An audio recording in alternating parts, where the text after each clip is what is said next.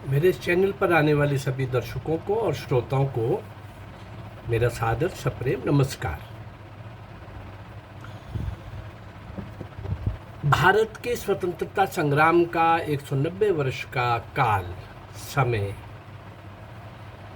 East India company की entry से Britishers के वापस जाने तक का इतिहास, भारत माँ के उन सपूतों का, क्रांति वीरों का, नीम के पत्थरों का, शौर्य और वीरता के शिखर पर बैठे हुए युवकों का, युवतियों का, बाल किशोरों का, हर आयु वर्ग के बलिदान और कुर्बान होने वाले लोगों की एक लंबी पंक्ति, लंबी श्रृंखला।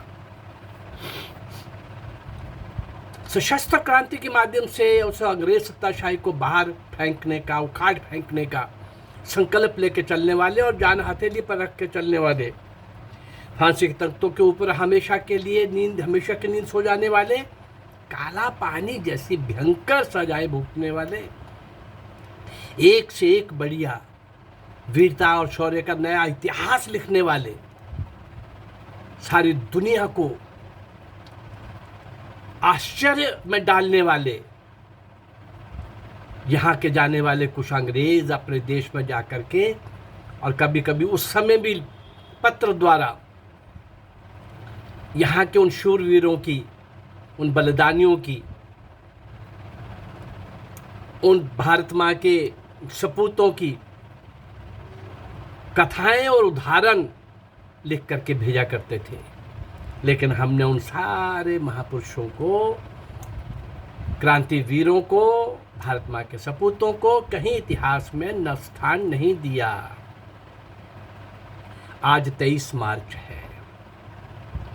आज के दिन सरदार भगत सिंह, सुखदेव, राजगुरु तीनों की फांसी का दिन है, बलिदान का दिन है। भरी जवानी के अंदर आज का दिन भारत माँ की गोद में हमेशा की नींद सो जाने वाला है। लेकिन अंग्रेजों ने सारी मर्यादाएं तोड़ करके, उसके पहले ऐसा कभी नहीं हुआ था, कभी नहीं हुआ था उसके पहले कि निश्चित फांसी की तिथि से एक दिन पहले ही आप फांसी दे दें। मैंने भगत सिंह, सुखदेव, राजगुरु तीनों के अलग अलग एपिसोड्स पूरी तरह से दिए हैं। आज मैं किसी और तरीके से इनके आगे पीछे का ताना बाना जो है, कुछ और भी इनके साथ के उस समय के क्रांतिकारी नायक और नायिकाएं भी हैं, कोशिश करूंगा उनका योगदान भी, जो इनके फांसी तक पहुंचने में और इनके सहयोग करने में, फांसी तक पहुंचने में सहयोग करने में नहीं, इनको उससे पहले बचाए रखने में और इधर से उधर ले जाने में, सशस्त्र क्रांति के लिए स्वयं को, और भी लोग, कितने लोग थे जो सर्वस्व अर्पित करके चल रहे थे, जा रहा हथेली पर रख करके चल रहे थे। ऐसे उन सब कुछ लोगों के नाम भी आएंगे। सरदार भगत सिंह, अपना राजगुरु सुखदेव, समझना होगा हमें इस बात को कि 17 दिसंबर 1928 को चंद्रशेखर के नेतृत्व में भगत सिंह और राजगुरु ने लाला जगता नारायण की हत्या का बदला लेने के लिए लाहौर में सैंडर्स को गोलियों से भून डाला। एक्चुअली लाला लाजपत राय को जिस लाठी ने बहुत जख्मी किया था, वो मारने वाला मिस्टर स्कॉट था। परंतु जब योजना बन गई और पुलिस स्टेशन के सामने ही वो जब मोटरसाइकिल से निकले तो इनको भ्रम था, इनको लगा कि ये मिस्टर स्कॉट ही है, लेकिन वो स्कॉट न होकर के सैंडर्स थे और लाला जगत नारायण की हत्या का बदला ले लिया गया। इस प्रकार से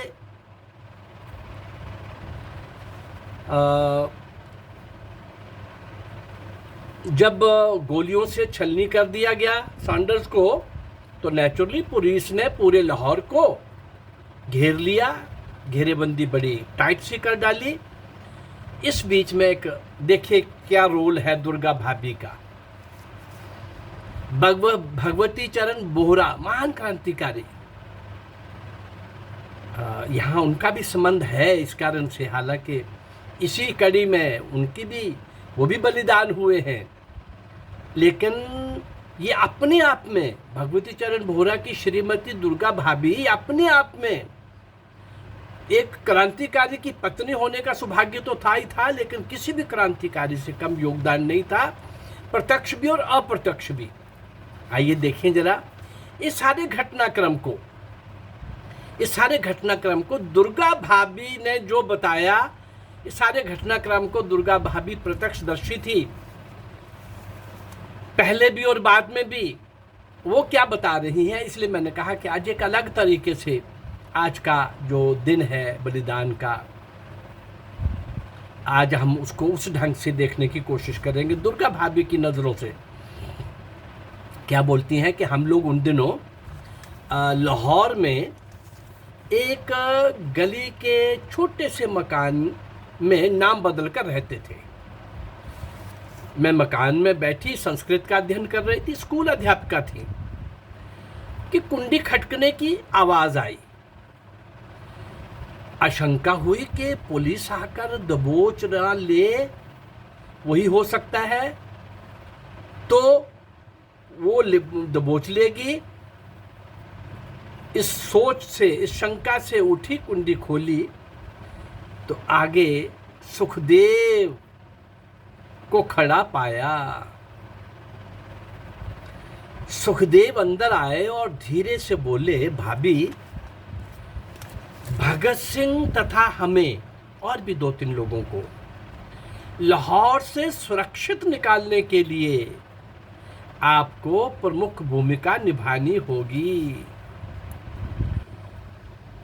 शचीन्द्र पुत्र, बेटा दुर्गा भाभी का, भगवती चरण बोहरा का छोटा सा बालक शचीन्द्र को भी साथ चलना होगा। अब शॉर्ट में मैं बताऊंगा, नियत समय पर मकान के दरवाजे की कुंडी खटकी और किवाड़ खोलते ही अंग्रेज की तरह चेस्टर पहने, हैट पहने, टाई पहने एक युवक अंदर आया। उसके सिर पर हैट भी लगा था, और ये ऐसा व्यक्ति कोई इनके लिस्ट में, इनके ग्रुप में ऐसा कोई था भी नहीं। लेकिन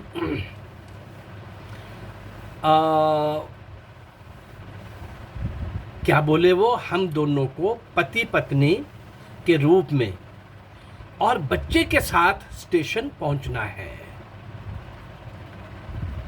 राजगुरु मैले कपड़े पहनकर नौकर के रूप में सामान उठाए हुए साथ थे, ऐसा दुर्गा भाभी बता रही है कि हम ऐसे करना था और हमने ऐसे किया।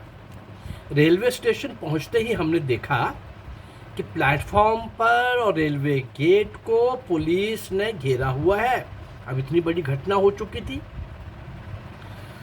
और हम निर्भीकता के साथ स्टेशन के गेट से प्लेटफॉर्म पर पहुंच गए। प्लेटफॉर्म पर पुलिस सादे कपड़े में भी हम देख रहे थे कि हैं, सादे भेष में, गुप्तचरों का भी बड़ा जमघट है और प्रत्येक यात्री को घूर घूर के देख भी रहे थे, परंतु हम बहुत सहजता के साथ ट्रेन के डिब्बे में जा बैठे। इस प्रकार पुलिस की आंखों में धूल झोंक कर लाहौर से साफ बच निकले। सरदार भगत सिंह ने भेष बदलने के लिए अपने सिर के बाल कटवा दिए थे।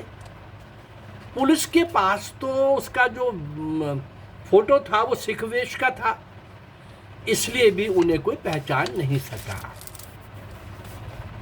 दुर्गा भाभी आगे बताती हैं कि भैया चंद्रशेखर, अरे चंद्रशेखर आज़ाद का भाई, एक बात, उस काल में लगभग 10-15 साल के बीच के जितनी घटनाएं क्रांतिकारियों की हुई हैं, सशस्त्र क्रांति की, उसके कहीं आगे, कहीं पीछे, कहीं दाएं, कहीं बाएं, चंद्रशेखर आज़ाद का मुख्य भूमिका योजना बनाने से लेकर उसको एक्शन में लाने तक कभी ये प्रथम मोर्चे पे खड़े हैं, फ्रंट पे खड़े हैं, कभी फॉलो कर रहे हैं, कभी किसी को बचा रहे हैं।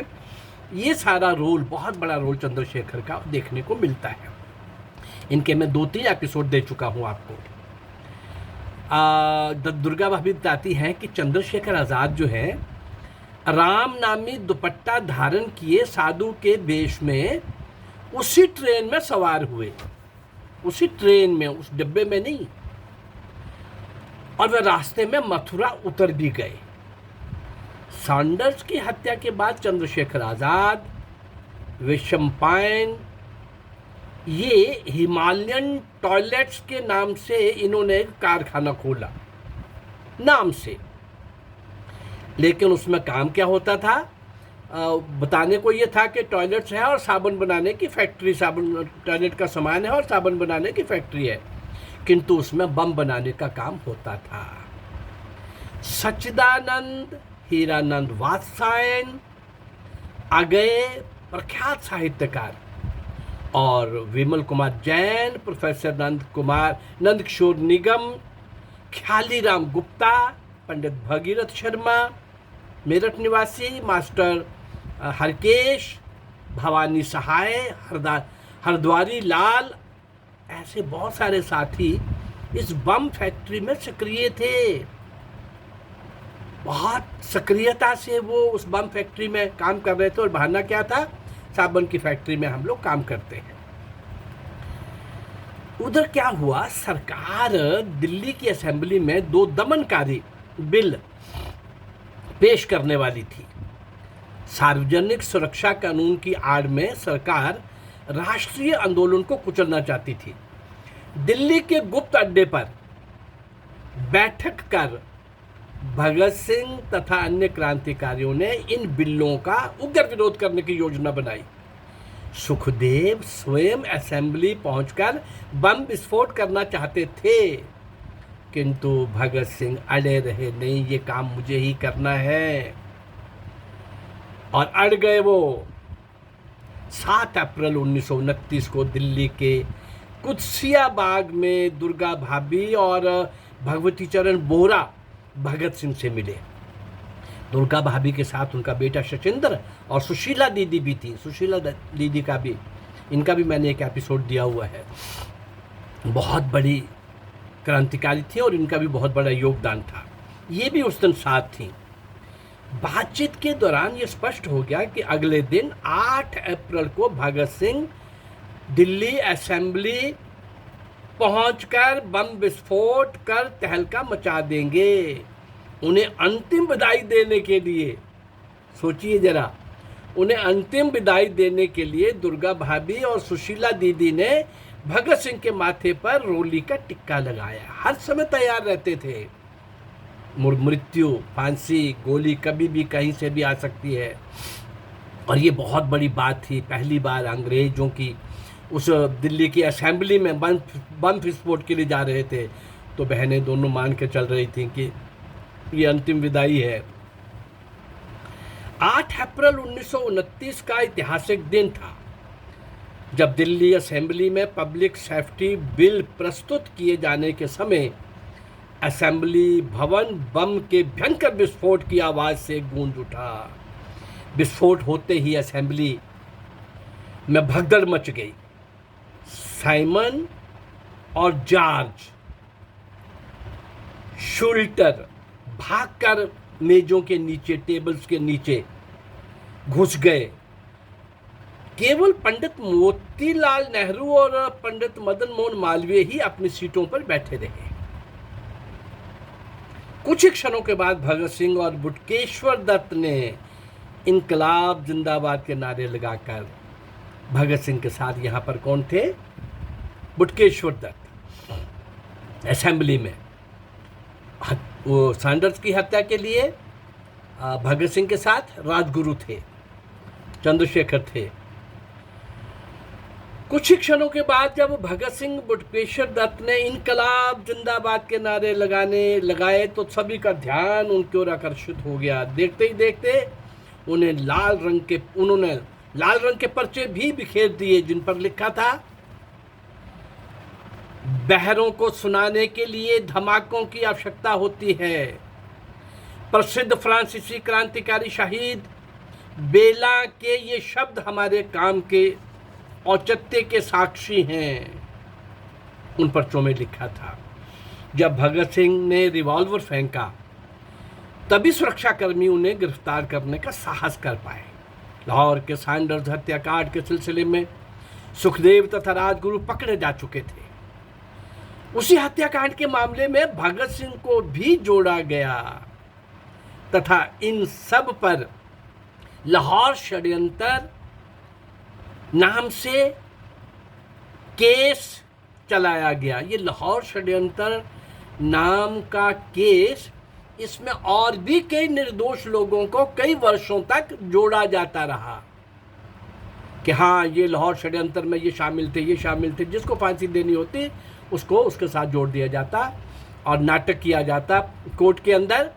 हम मुकदमा चलाएंगे, पूछना होता हाँ लाहौर षड्यंत्र केस में ये व्यक्ति इन्वॉल्व था, फांसी। ये लाहौर षड्यंत्र केस इन पर चलाया गया। ये मुकदमा 4 जून 1929 को शुरू हुआ और दोनों ने अदालत में लंबा बयान देकर निर्भीकता के साथ स्वीकार किया, हमने स्वेच्छा से ब्रिटिश सत्ता को चुनौती देने के लिए बम विस्फोट किया है। हम मार सकते थे, किसी को खत्म कर सकते थे, लेकिन ये आवाज स्वेच्छा से हमने ब्रिटिश सत्ता को चुनौती देने के लिए, उनको बताने के लिए कि अगर हम अपनी ये बम विस्फोट कर सकते हैं, ऐसा कर सकते हैं, तो बहुत सारे बम विस्फोट करके इनको आपको मार सकते हैं, भगा सकते हैं। चंद्रशेखर आज़ाद, भगवती चरण बोहरा, यशपाल, धन्वंतरी, वैशंपायन, इन सब के मैं एपिसोड दे चुका हूं आपको। इन सब ने मिलकर के एक योजना बनाई। क्या?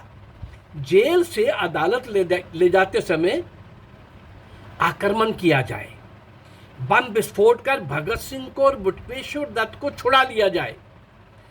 इसके लिए बमों का परीक्षण किया जाने लगा जो बम बनाए थे, और इधर दुर्गा भाभी लाहौर में रहकर जेल में बंद सभी राष्ट्रभक्तों से, क्रांतिकारियों से निरंतर संपर्क बनाए रखती थी और वे उनके संदेश गुप्त अड्डे तक भी पहुंचाती थी। इसी के साथ एक जुड़ा हुआ, इसी बीच में भगवती चरण बोहरा का भी, क्योंकि उन्होंने फिर योजना बनाई भगत सिंह को छुड़ाने की, और उसी बम परीक्षण में लंबा है भगवती चरण को का मैंने 2 एपिसोड में वर्णन किया है। वो एक महान क्रांतिकारी अपने आप में, लेकिन इसी बीच में वो घटना भी हो जाती है। और दुर्गा भाभी का कमाल देखिए, पति को खो चुकी हैं, उसके बाद भी सभी क्रांतिकारियों के साथ खड़ी होकर के और उनकी अपने पति की चिता पर और संकल्प मजबूत से लेने वाली कि अब मैं आखिरी श्वास तक इनकी कमी भी मुझे पूरी करनी है, इनका काम भी मुझे पूरा करना है। अंत में आखिर में 23 मार्च 1931 को भगत सिंह, सुखदेव और राजगुरु तीनों ने लाहौर की जेल में हंसते हंसते फांसी को स्वीकार किया, चूम लिया। ये समाचार सुनकर दुर्गा भाभी दहाड़ मारकर रो पड़ी। फांसी के प्रति आक्रोश व्यक्त करने के लिए ही दुर्गा भाभी ने बाबा पृथ्वी सिंह आज़ाद, इनका भी मैं दे चुका हूँ, वैशंपायन, इनका भी मैं एपिसोड अलग से देख चुका हूँ, के साथ मिलकर मुंबई में अंग्रेज पुलिस सुपरिटेंडेंट मिस्टर हेली की हत्या का प्रयास किया था। इसके बाद दुर्गा भाभी ने इलाहाबाद को अपना केंद्र बनाया, जिसको हम प्रयागराज बोलते हैं आजकल। चंद्रशेखर आज़ाद से उन्हें स्नेह सम्मान मिलता था। चंद्रशेखर बहुत कमाल के व्यक्तित्व का मालिक था, और वे और सुशीला दीदी, दुर्गा भाभी और सुशीला दीदी काफ़ी समय तक प्रयागराज रहीं। राजऋषि पुरुषोत्तम दास टंडन ने भी कुछ महीने उन्हें अपने निवास स्थान पर रखा। चंद्रशेखर आज़ाद और शचींद्र जो उसका बेटा था भगवती का, उसके साथ बड़ा स्नेह करते थे। कई बार उसको अपने पेट पर ही लटा लेते थे, खेलते रहते थे उसके साथ जब भी समय मिलता, और बहुत प्यार करते थे। कई बार अपना रिवॉल्वर भी उसको खेलने के लिए दे देते थे। जिस दिन भाभी दुर्गा भाभी प्रयाग से इलाहाबाद से दिल्ली पहुंची, उसके दूसरे ही दिन 27 फरवरी 1931 को, देखिए उसी दिन दूसरे दिन जब प्रयागराज से वो दिल्ली पहुंचती हैं, और 27 फरवरी अगले दिन ही 1931 को प्रयागराज इलाहाबाद के अल्फर्ड पार्क में आज़ाद चंद्रशेखर आज़ाद पुलिस दल से संघर्ष करते हुए बलिदान हो गए, ऐसा समाचार उनको मिल गया। इस समाचार को सुनकर उन्हें गहरा आघात लगा। आज जिनका शहीदी दिवस है, भगत सिंह, सुखदेव, राजगुरु, मैं इन सबके काफ़ी सारा दे चुका हूँ। और भगत सिंह का तो पूरे परिवार का भाई एक से एक बढ़ कर के है। और शायद ही दुनिया में गुरु गोविंद सिंह का एक उदाहरण है जो अलग तरह का है, पूरे का पूरा परिवार देश के लिए। पर ये भगत सिंह भी, इनके दादा भी, इनके पिताश्री भी, इनके तीनों चाचा भी, और माता और बहन का भी योगदान पूरी तरह से।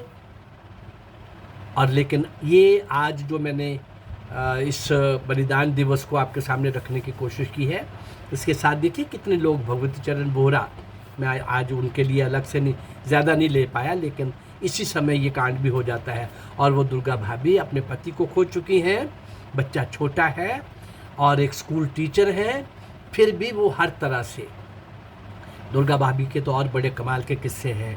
जब वो अपने पिताजी से के पास गई थी पैसा लेने कि मुझे क्रांतिकारियों का केस लड़ना है, मुझे इतने पैसे चाहिए, ऐसा बहुत। तो आज इस बलिदान दिवस के ऊपर और भी कुछ लोगों का जो संबंध था चंद्रशेखर आज़ाद से लेकर, ऐसे उन सब लोगों को भी मैंने छूने की कोशिश की है, प्रयास किया है। इन सब क्रांतिकारियों को आपके सामने लाने का भाव इतना ही है कि अभी 190 वर्ष के कार्यकाल के 400 क्रांतिकारी मैं आपके पास रखने जा रहा हूँ, साथ लगभग 350 के आसपास रख चुका हूँ। और फिर सिंध के राजा दाहिर से लेकर सुभाष चंद्र बोस तक का 1000 नायक और नायिकाओं का आपके सामने रखने का विचार है, लाने का विचार है। इनको स्मरण करेंगे, इनको श्रद्धांजलि देंगे और इनसे प्रेरणा लेंगे। अगर मेरा ये प्रयास आपको अच्छा लग रहा है तो आप मेरे इस चैनल को लाइक करिए, इसको आप शेयर करिए और इसको आप सब्सक्राइब करिए। नमस्कार, जय भारत।